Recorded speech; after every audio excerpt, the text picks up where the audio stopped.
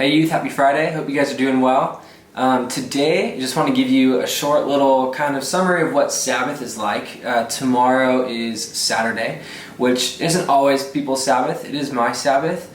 It's every Jewish person's Sabbath, which was instated kind of based off of the creation narrative, and then kind of instated after Israel left Egypt and they were in the wilderness, and God said, keep the holy day, keep Sabbath and make it holy.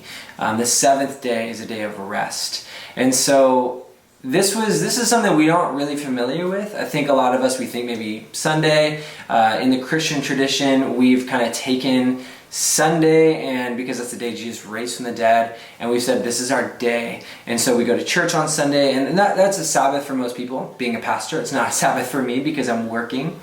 But why Sabbath? What's the whole importance of it? And without going into a very long teaching on it, I kind of already mentioned it's built into the creation account. On the seventh day, God had rested, and then it was reinstated again as they're kind of taken out of Egypt and slavery, and in the wilderness, God said, rest. Keep the Sabbath. And you have to think about what that's about, because I think for a lot of us, we think the Sabbath is kind of annoying.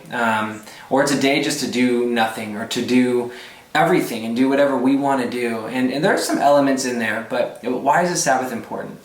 And you have to kind of think, particularly when they were taken out of Egypt, they were enslaved for 400 years. And they never had a break, and they had a horrible taskmaster.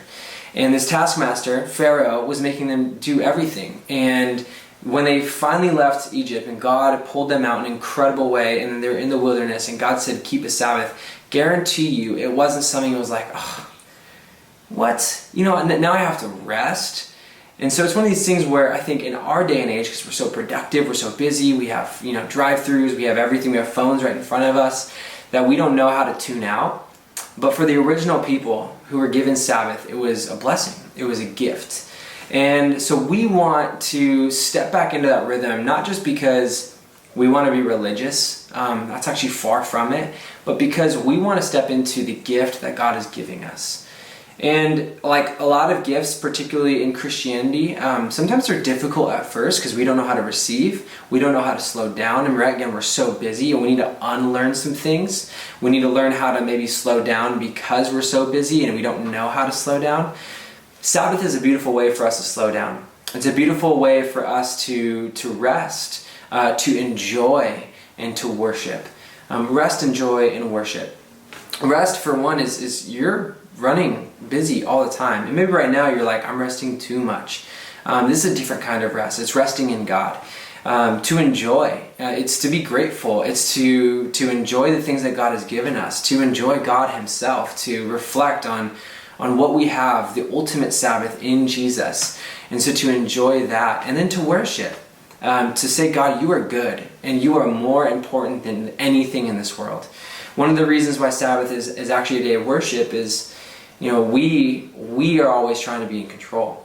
We're trying to be in control of our schedules. We're trying to be in control of our grades. We're trying to be in control of our friend groups and our popularity and our image. And so on a Sabbath, we get to say, God, I'm not in control. On this day, I'm not going to try to manage my image. On this day, I am going to try not to be overly busy. On this day, I am going to step off of social media. On this day, I'm not going to work because I trust that you're going to work and I don't need to. So Sabbath is this really beautiful thing. What does that mean for you, even particularly during this quarantine time? I would say make this day different than the other days. Make this day, again, what I'm going to do is going to be tomorrow. It's going to be on Saturday. I make this day different. I am going to set my phone aside, and I'm going to say I'm not going to be on technology this day. Because I realize technology is a way that I try to manage. I try to be in control. And so I'm going to set technology aside. I want to step in and say, God, I want you. I want to focus on you.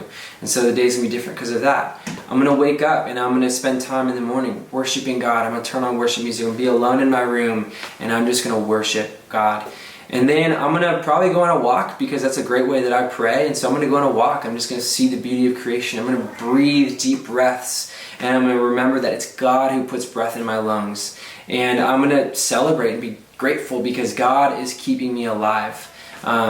So I'm going to take those things, I'm going to make the day separate, I'm going to make the day different, I'm going to make the day a day of rest. I'm going to enjoy things that I enjoy, like I'm going to try to learn the guitar, and I'm going to do things that I don't usually do, but things that are restful, things that are enjoying, and things that are worshipful.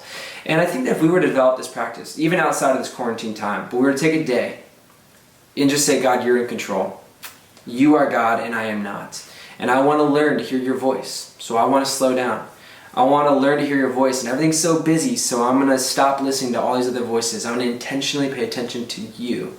And if we do that, I guarantee you, you're going to find yourself being less anxious. You're going to find yourself being more trusting of God. You're going to find yourself being more wanting of God. And you're going to notice that you can tune into God more easily, and you'll find that you are more in tune with yourself more easily. You're going to be easier to hang out with your friends, because they're going to be like, wow, why are you so rested? Why are you so kind? And you're like, well, I've been hanging out with God.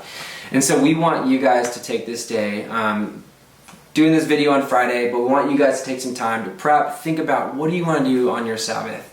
What's something unique that you want to do on this Sabbath that's different than the other days, that steps you into rest, that steps you into enjoying, and steps you into worship?